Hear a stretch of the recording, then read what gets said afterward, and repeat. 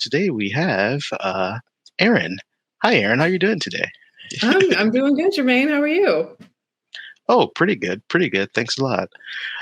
So you've performed with the Improv Place a few times, actually. You want to talk a little bit about the online versus the in-person performances with the Improv Place?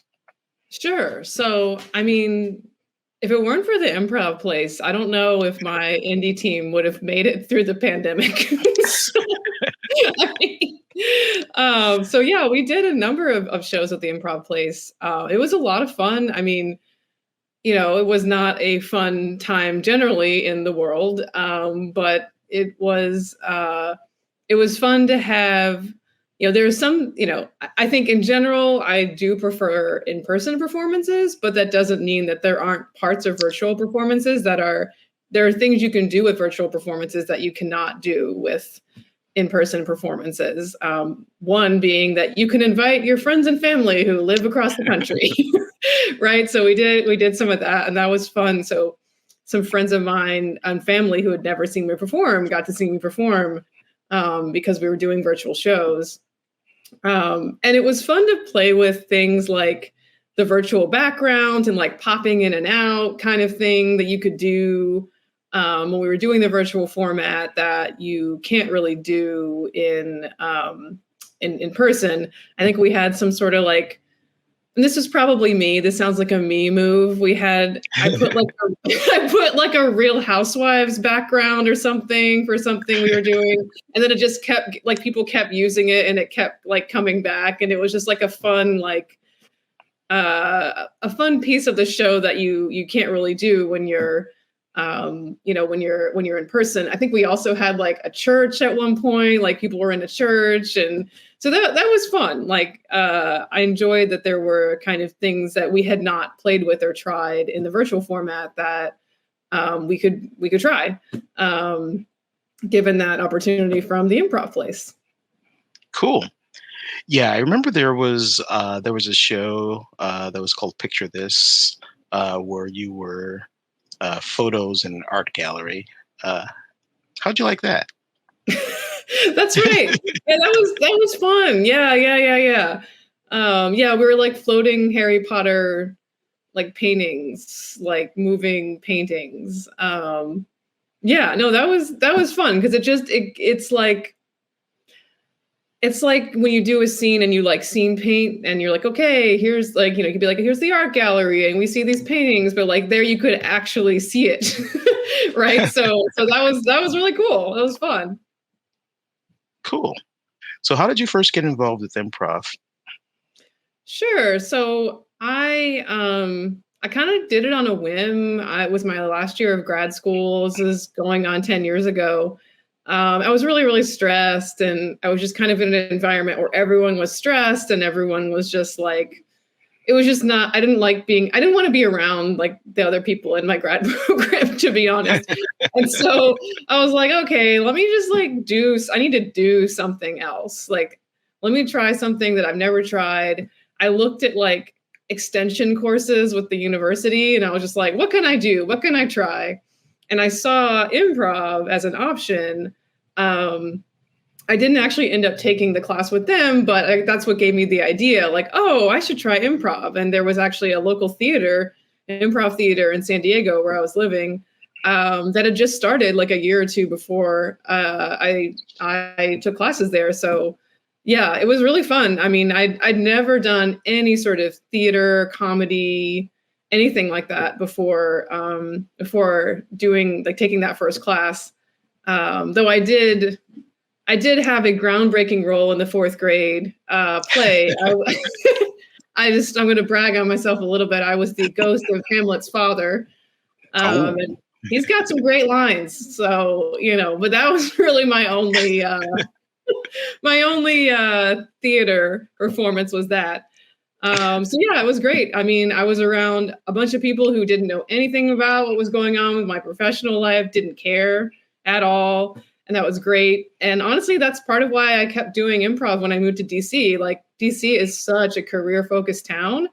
And improv is just like a nice outlet to have a place where like people don't really care about what your day job is. And it's just, you're just there to have some fun together. So that's kind of why I kept doing it afterwards. So yeah, and here I am 10 years later. So do you remember your first time on stage, like performing in front of an audience? Maybe it was your student show or something like that. How did that feel? It felt great. I mean, I was obviously nervous beforehand. I still get nervous before shows. I think that's normal. But yeah, it was really fun. It was like a student showcase kind of show, and it was at this little black box theater, like in little improv theater that I was in San Diego. And yeah, I think if I remember correctly, our teachers were in the show. So it was like a mix between the students and the teachers. And I actually remember something. It's weird because I honestly, I often do not remember shows. Like right after the show is over, I'm just like, what happened? It's like when you have like a crazy dream, like all this crazy stuff happens, and you wake up and you're like, I know it was crazy, but I don't remember any specifics about this. You know what I mean?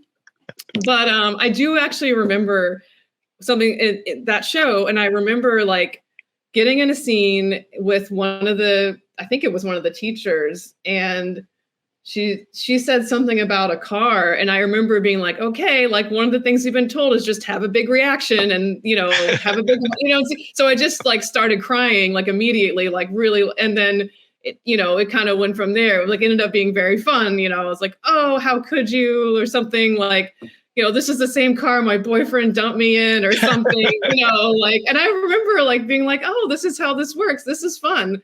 So yeah, it felt great. It was a lot of fun. Cool. Yeah. Sounds like some classic yes and there. Oh, For absolutely. Sure. Speaking of that, improv does have like lots of, characters and character development and such. Do you have any characters that you find yourself playing multiple times? So yeah, I think when I've been most successful with character is when I just pick something, anything, a voice, an object that I'm doing something with, and just kind of calm down and let the scene inform what the character is going to be. And I think what makes it easy is if you can kind of think about like some person or type of person that and then it becomes very easy to like play that up. Like whether it's like someone who gets really frustrated easily, or someone who's happy all the time, or I think like keeping it simple and starting with like one thing and then expanding out has sort of been the way that the character has worked the best for me. Have you had any like really memorable performances in improv where it's like, wow, that was like the best performance ever, and like it made me happy or sad or whatever, whatever your preferred emotion is for Yeah. for improv performances? Yeah. I mean, like I said, I often have very quick amnesia about shows like immediately following the show. But one show that I remember, or series of shows that I did with my indie team probably 5 or 6 years ago at this point, was something that we called the regifting. It was a format that we were using for the holidays. And so what we did was we asked friends and family to wrap up random things in their house. Like, it could be a sponge, it could be a book, it could be shampoo, whatever. They wrapped it up. We didn't know what was in any of these. So they gave them to us before the show. We brought these gifts to the show. And then throughout the show, we would find excuses to open the gifts. Like we would, be in a scene and be like, it's a scene between like let's say a boss and an employee, and the employee's like, oh, I got this for you, and then the boss has to open it. Neither player knows what's in there. And so then you have to justify like, why you're giving a set of jam jars to your boss or whatever is in there, and that was so fun. I think I like long form a lot, but I also really like incorporating short form type things into long form. And so Mhm. I enjoy it when you have to kind of react to some sort of randomness that is coming not from the players, but from some outside force, whether it be the audience or whether it be friends and family who, put random things in boxes that they want us to open on stage.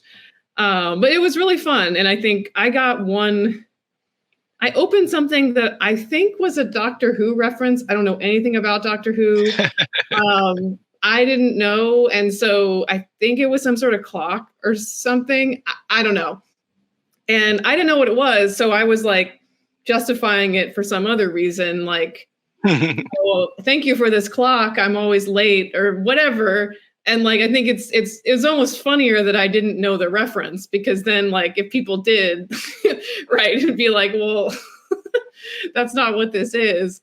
But I do think it's funny when like in scenes when like someone doesn't get something and then just kind of keeps going with it, and then everyone else has to react. So that regifting show was really fun. And I'm interested in kind of trying more short form element, long form formats. Yeah, that's interesting. Speaking of that, in order to like pull off something like that, it heavily relies on like teamwork. Uh, how do you like build the chemistry with your indie team, or even more so people who you haven't performed with before? Yeah. So, I mean, I think I'll start with the indie team. In some ways, we got lucky. Like, I think so. I think there is, as they say, like in romance, there's like instant, there's like instant chemistry, but then there's also chemistry that builds over time, Mhm. right? And so I think our group formed because we were all in a class together, and our teacher was like, "Wow, you guys really work well together. Like, you should consider, forming a group." And I think, I was still pretty new to improv at that point. So I remember thinking, oh, he must just tell this to everybody.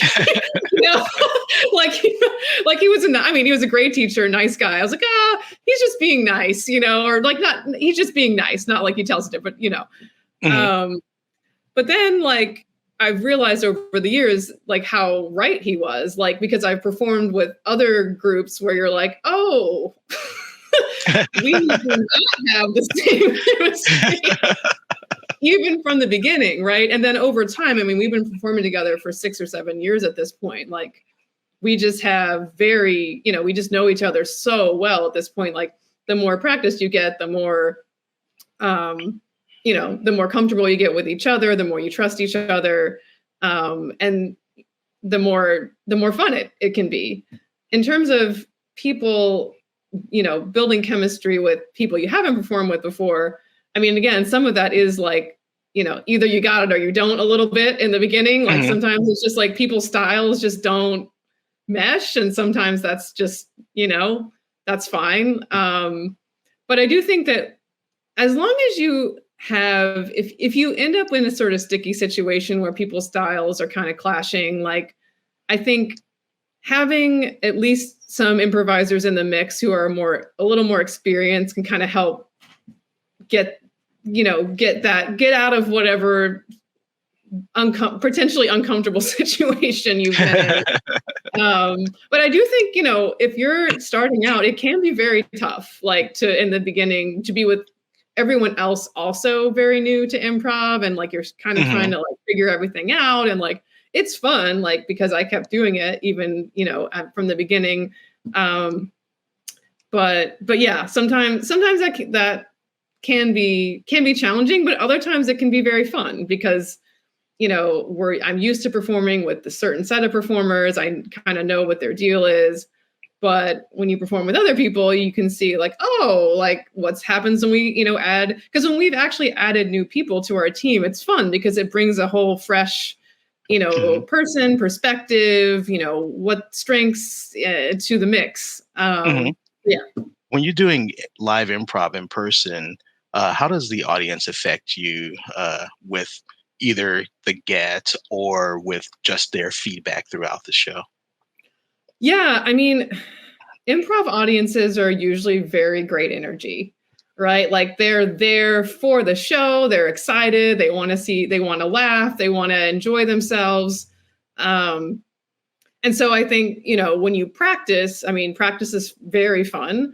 But versus the show, it's so much easier to know what is funny. I think that, like, if you had two imaginary worlds where you started off with, say, the same first three scenes in, in practice versus with an audience, I think those would take completely different directions if, in comparison, because when you're in front of the audience is telling you what to do and what is funny by their laughter. And so you just, you can feed off of that energy and be like, I got to laugh there. Okay, I'm going to remember that, and I'm going to keep playing that up, or I'm going to bring that back later, as a callback, and they're going to love it. Like, and so, yeah, like that laughter just really becomes a cue. Recording is started. Are you ready? Recording started. Okay. You also performed, or your indie team performed in one of our pop-ups. Can you talk about that experience? Yeah. So I never thought that I would be in a movie, and I wasn't. That was true. I was not in a movie. However, um, we performed in a movie theater, which was a lot of fun. That's the first time I'd ever done that as an improviser, but it made a lot of sense, actually. As movie on sort of like a random Tuesday night, I think it was, like, how many movie theaters are packing, every single theater on a Tuesday. So I actually thought that was a pretty creative idea for for a venue to host an improv show, because we're always looking for places to host shows. But yeah, I mean, it was a lot of fun, having done all the virtual shows with the Improv Place, being able to finally do one in person. And we still got some of the fun germane virtual, like, curtains and graphics and all that fun stuff. I showed up on the movie like screen, like in the theater. It was like that was a lot of fun. But yeah, and it was, some other teams that we have performed with in the local DC area, and yeah, it was really nice to be able to work with the Improv Place and do something in person. There may be people out there who haven't really performed improv before and are like really interested in like maybe starting an indie team or even taking classes. Any advice you can give those people? Yeah. I mean, just get over yourself. No, I'm just kidding. Writing that down. That's some really good advice. Yeah. Only kidding. I hear people say that, like, like if it was that easy, you would have already tried that, right? But my advice is, and this is going to sound sort of like just get over yourself, but I do think it's not. I do think it's different. I think, my advice is feel nervous. Like, it's okay. You're not going to get over being nervous. Feel all that nervousness. I still feel it at shows. But then try improv anyways, right? When we try to deny that we're nervous, or we feel embarrassed, or we like push it away, that's when it kind of gets in the way. But if we're just like, hey, I'm nervous. All right, I'm nervous. But you know what? I'm going to try this anyways, even though that I feel nervous. I think there's a real exhilaration that comes with that. Like when we acknowledge, hey, I'm afraid, but that's okay. I'm going to do it anyways. And like, honestly, what's the worst thing that can happen? Some strangers don't think you're funny. I mean, that's, that happens to me all the time. Like, so I think, I think that the idea that everyone I think who tries improv, I have to imagine has some feelings of nervousness. Once we're capital A adults, we're not supposed to be silly, and we're not supposed to do this and that. And so you're kind of breaking all of that when you do improv. And so it can feel a little bit like, oh, am I really supposed to be doing this? But it really is exhilarating once you acknowledge those feelings and then just say, you know what, I'm going to do it anyways. And lots of people feel that way, so I still feel nerves before shows. I don't think I'll ever not feel nerves shows, and that's okay. Then I go do the show and it's super fun, and then I want to do it all over again. And then I promptly forget what happened in the show. So, Erin, yes, you mentioned several times your indie improv team. Can you tell us a little bit about the team and maybe plug like any performances that you have? Yeah, so my indie team is called Fat American Vampires.